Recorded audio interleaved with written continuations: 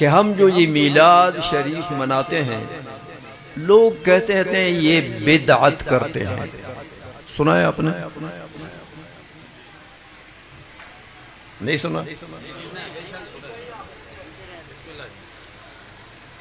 بدعت ہے، ناجائز ہے، حرام ہے، کیا کیا فتوے لگاتے ہیں. لیکن دلیل کیا دیتے ہیں؟ دلیل یہ دیتے ہیں کہ حضور نے میلاد نہیں منایا، صحابہ نے نہیں منایا، تابعین نے نہیں منایا. ہاں تو آپ سب مناتے ہیں، تو یہ تو ان سب کے خلاف کرتے ہیں. آپ میری بات کو سمجھ رہے ہیں نا؟ یہ مسئلہ علمیہ ذرا ہمیں افسوس یہ ہے کہ ہمارے ان دیوبندیوں کے، وہابیوں کے عوام جو ہوتے ہیں، ان کو یہ اپنے دین کے جو ان کے مسائل ہیں یہ سب ان کو یاد ہوتے ہیں. لیکن ہمارے سنی آدمی کے سامنے اگر وہ کوئی مسئلہ بیان کر دیتے ہیں، ہمارا سنی کہتا ہے ہم تو مولوی صاحب سے پوچھ لیں گے. وہ اللہ کا واسطہ یہ مسئلے یاد کرو، یہ ہمارا مسلک ہے، ہمارا عقیدہ ہے. اپنے عقیدے کے مسائل کو سمجھو، اس کو یاد کرو. بنیادی بات یہ ہے، ایک تو قانون یہ سمجھیں، تمام علماء اس پر متفق ہیں، علم مناظرہ کے بھی، منطق کے بھی، فلسفے کے بھی اور اصول شرعیہ کے بھی، کہ دلیل وجودی چیز ہوتی ہے، عدمی چیز نہیں ہوتی. دلیل وجودی چیز ہوتی ہے. اب آپ تو سمجھ گئے ہوں گے کہ جو چیز وجودی ہو، میں مثال دیتا ہوں. حضور نبی کریم صلی اللہ علیہ وسلم کا قول، علماء بیٹھے ہوئے ہیں، حضور کا قول، فعل، تقریر، یہ تینوں دلیل ہیں. قول، فعل، تقریر. حضور نے جو کچھ فرمایا وہ دلیل ہے. قرآن کریم نے جو کچھ فرمایا استدلال کے طور پر اس کو ہم پیش کرتے ہیں. اسی طرح صحابہ نے، تابعین نے جو کچھ فرمایا تو قول تقریر ہے. تو قول تو ثبوتی چیز ہے. میری بات سمجھ رہے ہیں؟ اگر نہیں سمجھ رہے ہیں تو میں پھر عوامی باتیں شروع کر دوں. یہ علمی باتیں ذرا اس کو سمجھیں. اس لیے میں نے کہا کہ کل ایسا نہ ہو کہ آپ کے سامنے کوئی وہابی یہ بات کرے اور آپ کے پاس جواب نہ ہو. یہ میں تو مولوی صاحب سے پوچھ لوں گا، پیر صاحب سے پوچھ لوں گا تو پھر جواب دوں گا. یہاں سمجھ لو نا ان چیزوں کو. ان مجالس کا فائدہ تو یہی ہوتا ہے کہ آپ اپنے عقیدے کو سمجھیں. اس لیے ایک تو یہ قانون سمجھیں کہ دلیل ثبوتی چیز ہوتی ہے، سلبی چیز نہیں ہوتی، عدمی چیز نہیں ہوتی. تو عدم فعل دلیل نہیں ہے. نہ حضور کا عدم فعل دلیل ہے، نہ صحابہ کا عدم فعل دلیل ہے، نہ تابعین تبع تابعین کا عدم فعل دلیل ہے. ہاں ثبوتی چیز دلیل ہے. حضور کا قول دلیل ہے، حضور کا فعل دلیل ہے، حضور کی تقریر دلیل ہے. تقریر جو حضور کے سامنے کوئی کام ہوا ہو اور حضور نے نہ روکا ہو، اس کو تقریر کہتے ہیں. یہ بھی دلیل ہے. یا حضور نے فرمایا ہو وہ بھی دلیل ہے، یا حضور نے کوئی کام کیا ہو وہ بھی دلیل ہے. لیکن کرنے کی بات آگے کروں گا. اس لیے یہ تینوں چیزیں ثبوتی چیزیں ہیں، سلبی چیز ان میں ایک بھی نہیں ہے. عدمی چیز دلیل نہیں ہوتی. اس کو یہ قانون ذرا یاد رکھیں. تو اگر آپ کے سامنے کوئی یہ کہے کہ حضور نے نہیں کیا تو نہیں کیا، تو بھئی سلب ہے، یہ تو عدم ہے. صحابہ نے نہیں کیا تو یہ تو عدم ہے، یہ تو سلب ہے. تابعین نے نہیں کیا، ائمہ مجتہدین نے نہیں کیا تو یہ تو عدم ہے. عدم دلیل نہیں ہوا کرتی ہے. دلیل ثبوتی چیز ہوتی ہے. لیکن بسبیل ارخاء عنان، چلو ہم مان لیتے ہیں حضور نے نہیں کیا، اگرچہ ثبوت ہے اس کے، لیکن چلو ارخاء عنان کے طور پر حضور نے نہیں کیا، صحابہ نے نہیں کیا، تابعین نے نہیں کیا، تو نہ کرنا اگر دلیل ہے تو پھر تو حضور نبی کریم صلی اللہ علیہ وسلم کا نہ کرنا سب سے بڑی دلیل ہوگا نا۔ صحابہ کا نہ کرنا، تابعین کا نہ کرنا، حضور کا نہ کرنا، حضور کے نہ کرنا تابعین، تبع تابعین اور صحابہ کے نہ کرنے سے بڑی دلیل ہوگا نا۔ میری بات سمجھ رہے ہیں کہ اگر نہ کرنا دلیل ہے تو حضور کا نہ کرنا تو سب سے بڑی دلیل ہونی چاہیے، حالانکہ صحابہ نہیں مان رہے۔ حضور کا نہ کرنا اس کو دلیل نہیں مان رہے صحابہ۔ بخاری کی حدیث ہے، حضرت ابوبکر صدیق رضی اللہ تعالیٰ عنہ کے زمانے میں قرآن کریم حضرت ابوبکر صدیق رضی اللہ تعالیٰ عنہ کے زمانے میں سب سے پہلے جمع ہوا۔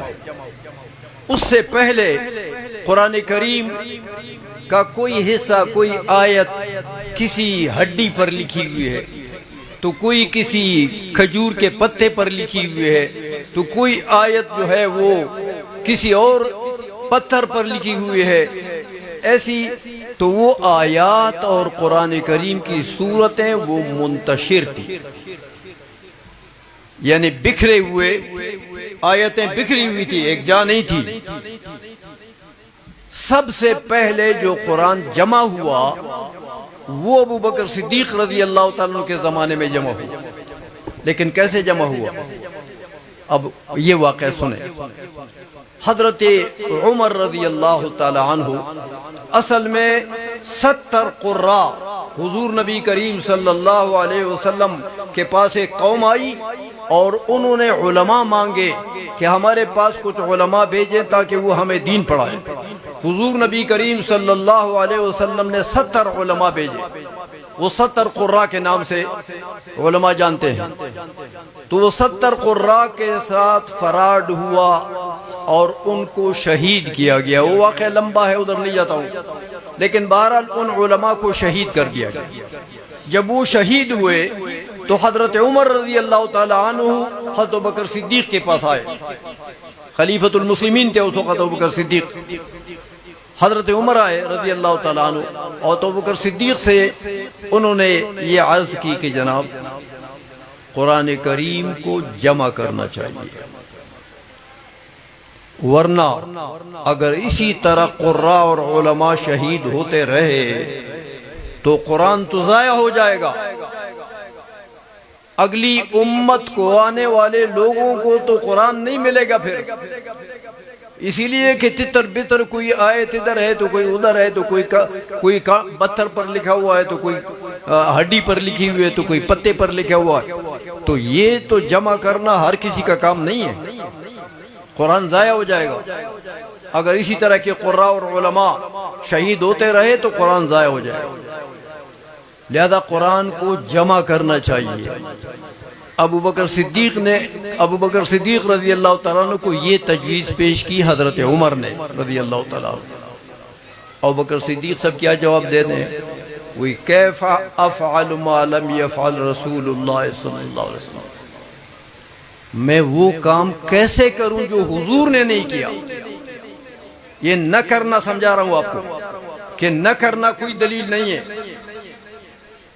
ابوبکر صدیق نے عرض کیا حضرت عمر کو، ارشاد فرمایا کہ کیف افعل شیئا لم یفعلہ رسول اللہ صلی اللہ علیہ وسلم، میں وہ کام کیسے کروں جو حضور نے نہیں کیا۔ قرآن کو حضور نے جمع نہیں کیا، میں کیسے جمع کروں؟ اب دیکھیں حضرت عمر یہ نہیں کہہ رہے کہ بھئی حضور نے نہیں کیا تو واقعی یہ تو بدعت ہے۔ ہمارے لوگ آج کل یہی پیش کرتے ہیں نا کہ حضور نے نہیں کیا بس بدعت ہے، صحابہ نے نہیں کیا تو بس بدعت ہے۔ حضرت ابوبکر صدیق یہ جواب نہیں دے رہے کہ یہ تو بدعت ہے کیونکہ حضور نے جو نہیں کیا، بلکہ حضرت عمر رضی اللہ تعالیٰ عنہ اصرار کرتے ہیں اور ابوبکر صدیق کی خدمت میں عرض کرتے ہیں کہ حضرت واللہ فیہ خیر، اللہ کی قسم کہ اس قرآن جمع کرنے میں خیر ہے، اگرچہ حضور نے نہیں کیا لیکن اس میں خیر ہے۔ حضرت عمر نہیں مانتے رہے کہ بھئی حضور نے نہیں کیا تو حضور نے جو کام کیے دیکھو خیر تو اس میں ہے، تو یہ تو حضور نے نہیں کیا تو کیسے خیر ہے؟ بار بار حضرت عمر نے عرض کی کہ دیکھو میں دیکھتا ہوں واللہ فیہ خیر، مجھے اللہ کی قسم کہ اس میں خیر ہے، امت کے لیے فائدہ ہے، قرآن کو جمع کرنے کا حکم دے دو۔ کچھ جب بار بار حضرت عمر نے اصرار کیا تو حضرت ابو بکر صدیق رضی اللہ تعالیٰ فرماتے ہیں کہ شرح اللہ صدری لما شرح صدر عمر، اللہ جل مجدہ نے میرے سینے کو بھی کھول دیا اس بات کے لیے جس بات کے لیے حضرت عمر کے سینے کو کھولا تھا۔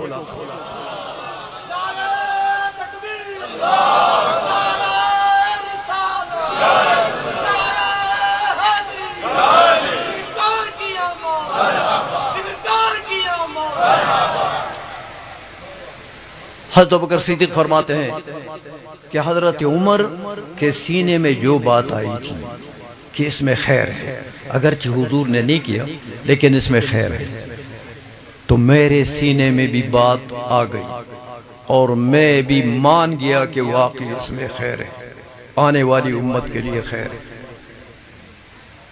تو حضرت ابوبکر صدیق رضی اللہ تعالیٰ عنہ نے حضرت زید بن ثابت رضی اللہ تعالیٰ عنہ جو قرآن کے زبردست قاری ہیں اور کاتبین وحی میں سے بھی ہیں، حضور پر جب وحی نازل ہوتی تھی تو حضرت بہت سے صحابہ تھے جو حضور نے، حضرت علی مرتضیٰ بھی اس میں شامل تھے، دیگر صحابہ بھی تھے، حضرت زید بھی تھے، کاتبین وحی میں جو وحی لکھتے تھے حضور کی۔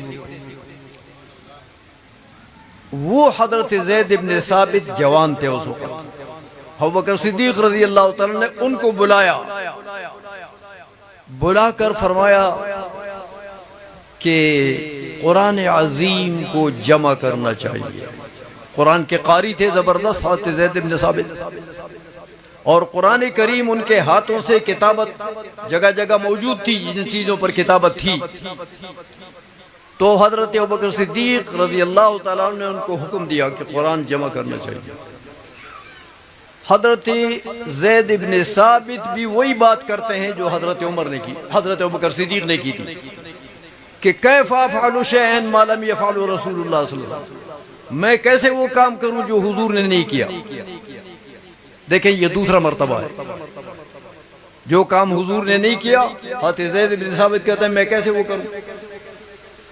حضرت ابوبکر صدیق نے کیا کہ واللہ فیہ خیر، خدا کی قسم کہ یہ حضور نے تو نہیں کیا لیکن اس میں خیر ہے۔ بار بار حضرت ابوبکر صدیق نے حضرت زید بن ثابت کے سامنے یہ باتیں کی کہ اس میں خیر ہے۔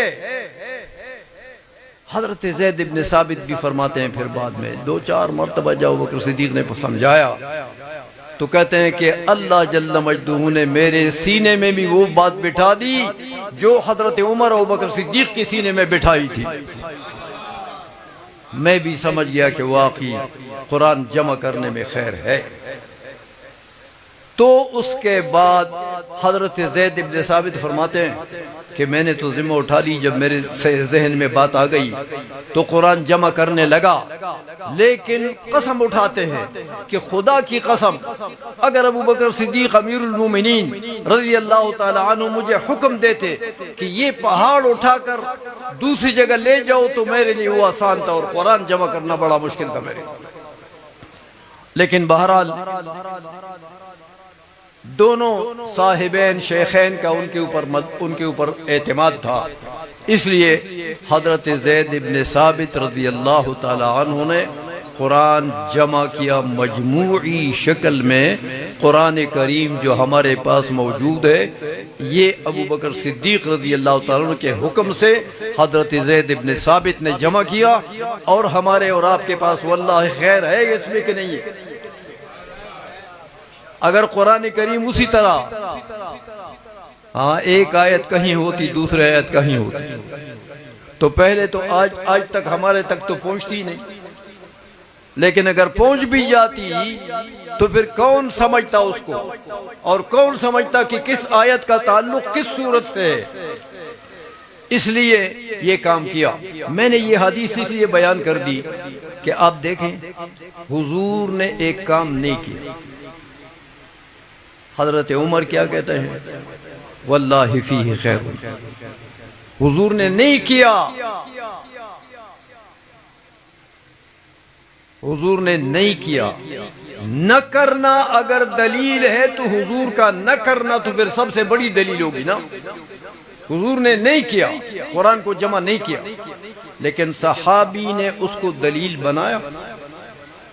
ابوبکر صدیق نے دلیل نہیں سمجھا۔ نہ کرنا دلیل نہیں ہے بھائی، اگر نہ کرنا دلیل ہوتا تو حضور کا نہ کرنا تو بہت بڑی دلیل ہوتا، لیکن حضور نے نہیں کیا۔ اور حضرت عمر کہتے ہیں واللہ فی خیر۔ پھر حضرت ابوبکر صدیق سمجھے تو حضور نے نہیں کیا، لیکن ابوبکر صدیق کہتے ہیں واللہ فی خیر۔ حضرت زید بن ثابت کہتے ہیں حضور نے نہیں کیا، کیسے کروں؟ دل میں جب بات بیٹھ گئی تو کہتے ہیں واللہ فی خیر۔ حضور نے نہیں کیا لیکن اس میں خیر ہے۔ پتہ لگا علماء بیٹھے ہوئے ہیں کہ خیر کا حصر حضور کے اعمال میں نہیں ہے۔ حضور نے بہت سارے کام نہیں کیے لیکن ان میں خیر ہے۔ میں بطور مثال آپ کو کہتا ہوں کہ یہ پیر صاحب کھڑے ہو جائیں اور رات کو 1000 رکعت پڑھ لیں تو خیر کا کام ہے کہ شر کا کام ہے؟ اچھا کام ہے، لیکن یہ کوئی بتا سکتا ہے کہ حضور نے 1000 رکعتیں ایک رات میں پڑھی ہیں؟ کہیں کسی کتاب میں کوئی دکھا سکتا ہے؟ کیا ابوبکر صدیق نے 1000 رکعتیں ایک رات میں پڑھی ہیں؟ کوئی دکھا سکتا ہے؟ حضرت عمر نے پڑھی ہیں، حضرت علی نے پڑھی ہیں، حضرت عثمان نے پڑھی ہیں، کسی صحابی نے پڑھی ہے؟ کوئی نہیں دکھا سکتا۔ تو حضور نے بہت سارے کام نہیں کیے لیکن ان میں خیر ہوتا ہے، اس لیے بات ہے خیر کی۔ اور ایک یہ تو بخاری کی حدیث میں نے آپ حضرات کی خدمت میں رکھی کہ نہ کرنا دلیل نہیں ہے، عدم دلیل نہیں ہوا کرتی۔ ایک بات دوسرے، میں اپنے استاد مولانا محمد صاحب بندیالوی رحمۃ اللہ علیہ کی بات کرتا ہوں۔ استاد صاحب رحمۃ اللہ علیہ نے ان کی جو یہ حافظ نظر حسین صاحب نے آج کل وہ مقالات بندیالوی کے نام سے 6 جلدوں میں استاد صاحب کے ملفوظات چھاپ دیے ہیں۔ بڑے زبردست مسائل ہیں اس میں، استاد صاحب کی تحقیقات ہیں اس میں۔ دوسری جلد میں استاد صاحب نے ایک بات کی ہے انہی لوگوں کے متعلق جو کہتے ہیں یہ بدعت ہے، وہ بدعت ہے، وہ نہیں کرو، یہ نہیں کرو، یہ ناروا ہے، وہ ناروا ہے۔ انہی لوگوں کے متعلق استاد صاحب نے ایک بات کی، کہتے ہیں ان کے پاس دلیل کیا ہے؟ اے حضور نے نہیں کیا، بس یہ نہ کرو۔ صحابہ نے نہیں کیا لہذا بدعت ہے، تابعین نے نہیں کیا بدعت ہے۔ کہتے دیکھو یہ علماء تو ہیں لیکن باوجود اس کے اللہ جل مجدہ علم کے ساتھ اللہ جب بصیرت عطا فرماتا ہے، دل کی روشنی عطا فرماتا ہے تو دین کو وہ سمجھ سکتا ہے۔ یہ دین کی کتابوں پر پھسل کر کے چلا جانا یہ علم نہیں ہے۔ علم یہ ہے کہ کتاب کو بھی بندہ دل کی بصیرت سے سمجھے۔ کتاب بات کرے بندے سے تو جب کتاب بات کرے تو پھر بات بن جاتی ہے۔ تو ہمارے علماء اہل سنت کے ساتھ الحمدللہ کتابیں بات کرتی ہیں،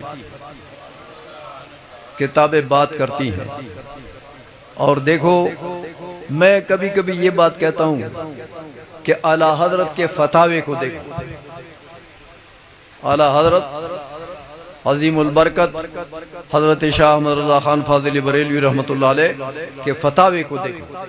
یقین جانیں میں خود جب یہ فتاوہ اٹھاتا ہوں اور کوئی مسئلہ دیکھتا ہوں تو میرے تصور میں یہ جب اعلیٰ حضرت حوالے دیتے ہیں ایک ایک مسئلے پر انبار لگا دیتے ہیں حوالوں کی, کتابوں کے حوالوں کی, میرے ذہن میں تو بالکل یہ آتا ہے کہ اعلیٰ حضرت کتب خانے میں بیٹھے ہوئے ہیں اور جس مسئلے پر قلم اٹھایا کتب خانے کی ہر کتاب سے آواز آ رہی ہے کہ میرے میں بھی یہ مسئلہ موجود ہے.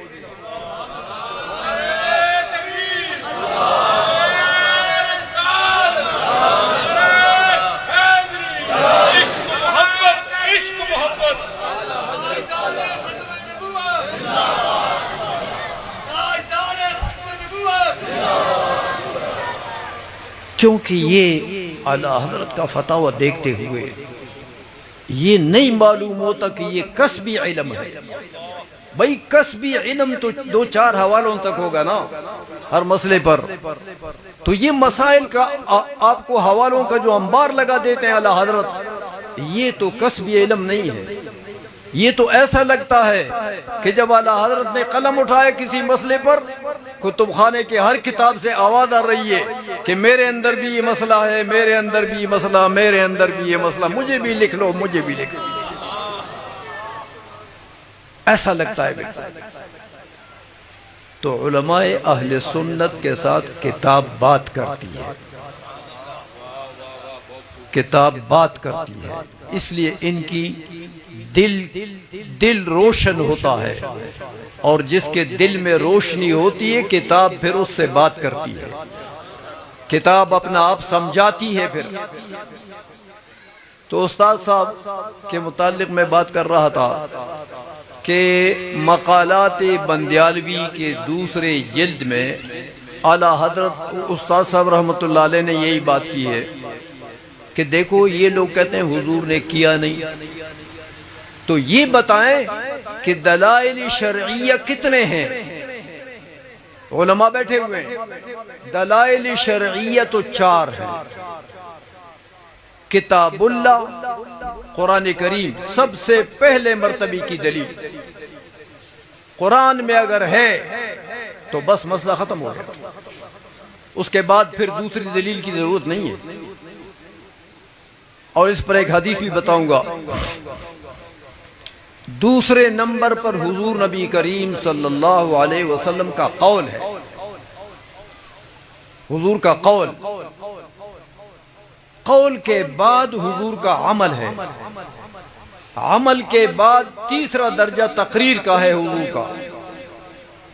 تو حضور کا قول, فعل, تقریر جس چیز پر نہ ہو اس کے بعد پھر گویا کہ صحابہ کے اقوال ہیں اور اجماع ہے,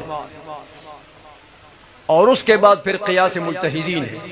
یہ 4 دلائل ہیں دین کے, ان میں کوئی مسئلہ مل جائے تو بس وہ دین کے مطابق ہے, دین سے مدلل ہے. اب بتائیں یہ لوگ کیا کہتے ہیں, یہ کام حضور نے نہیں کیا تو نہیں کیا, تو عمل کا سلب ہو گیا نا, کہ حضور نے عمل نہیں کیا, میلاد نہیں منایا حضور نے, یعنی عملی طور پر حضور نے میلاد نہیں منایا, یعنی میلاد والا عمل نہیں کیا, میلاد کا کام نہیں کیا, یہ مطلب ہے نا. تو عمل تو حضور کا تیسرے مرتبے میں ہے. سب سے پہلے قرآن,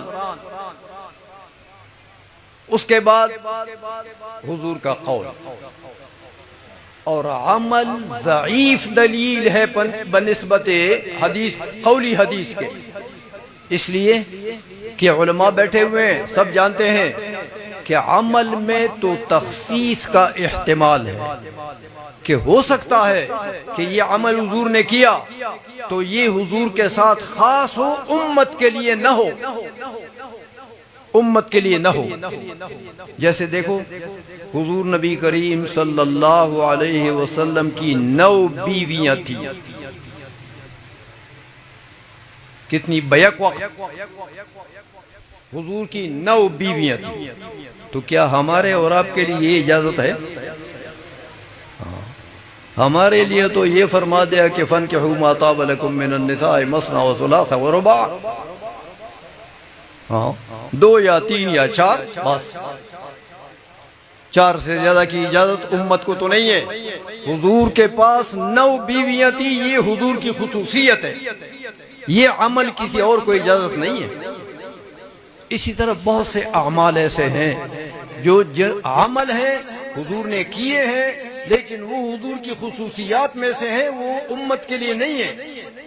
تو اعمال میں تو تخصیص کا احتمال ہے، لیکن اگر قول فرما دیا حضور نے کہ یہ کرو تو امت کے لیے بھی واجب ہو گیا۔ اس لیے قرآن سے جو چیز ثابت ہے تو حدیث کی ضرورت نہیں، قول کی ضرورت نہیں ہے۔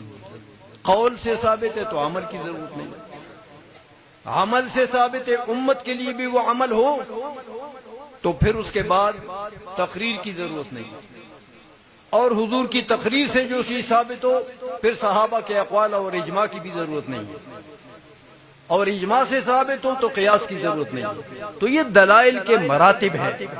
تو یہ لوگ کہتے ہیں حضور نے عمل نہیں کیا، بھائی عمل سے پہلے تو قرآن ہے، عمل کا تو تیسرا مرتبہ ہے۔ تو پہلے قرآن کو دیکھو کہ قرآن کریم سے حضور نبی کریم صلی اللہ علیہ وسلم کے ولادت باسعادت پر خوشی منانا جائز ہے کہ ناجائز ہے؟ قرآن نے تو کہہ دیا فَبِذَلِكَ فَلْيَفْرَحُوا،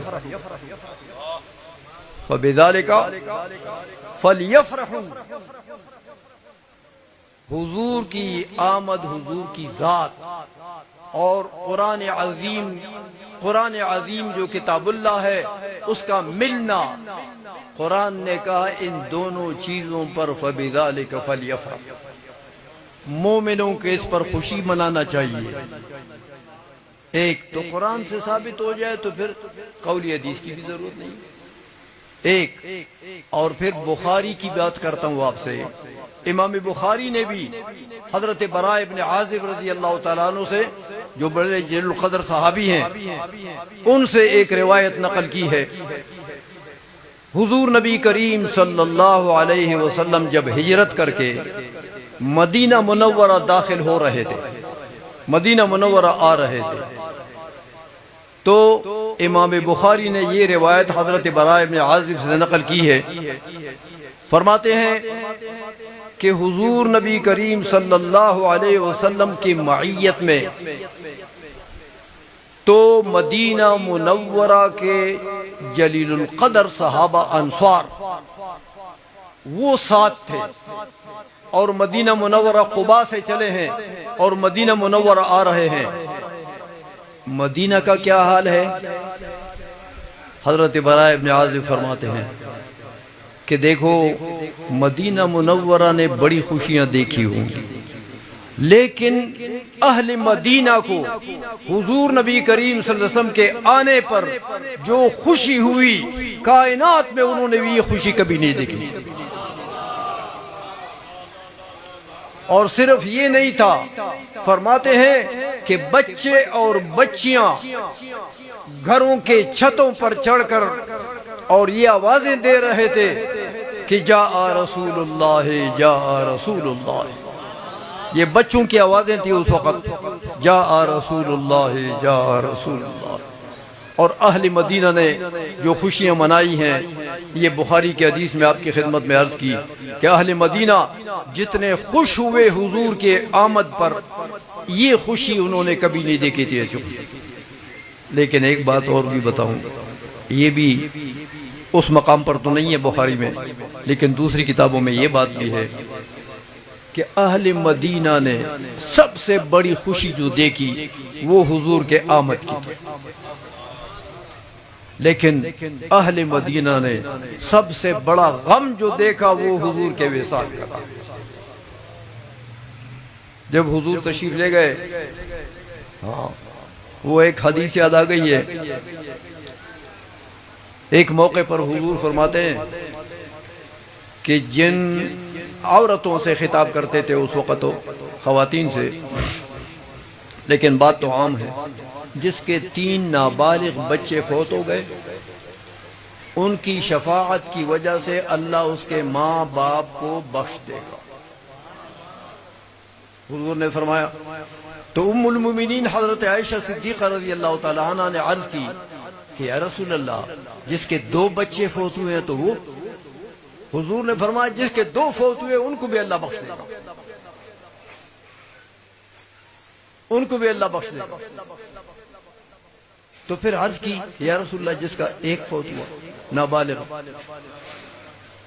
حضور نے فرمایا جس کا 1 فوت ہوا اس کو بھی اللہ بخش دے گا۔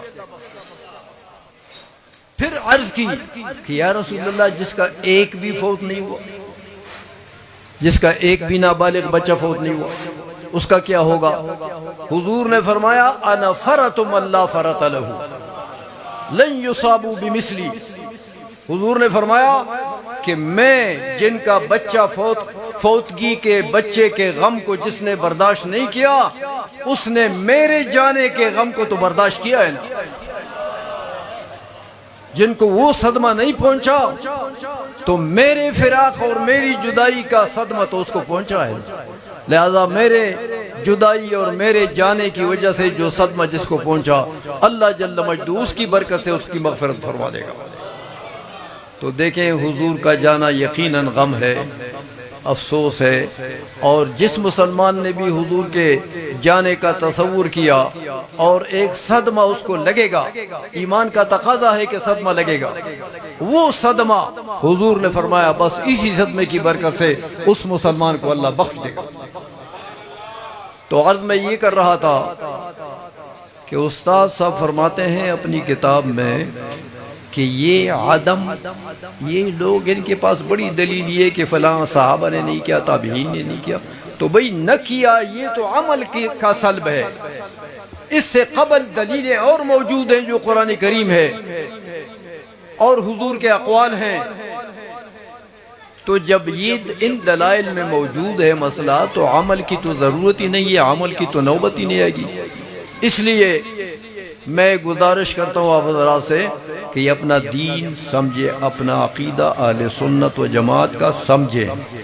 ان لوگوں کے پاس کوئی دلیل نہیں ہے، جس کو دلیل شرعی کہتے ہیں، یہ جو بدعت کرتے ہیں ان کے پاس کوئی دلیل نہیں ہے اس بات کی، اور اہل سنت و جماعت علماء کے پاس الحمدللہ دلائل کے انبار لگے ہوئے ہیں۔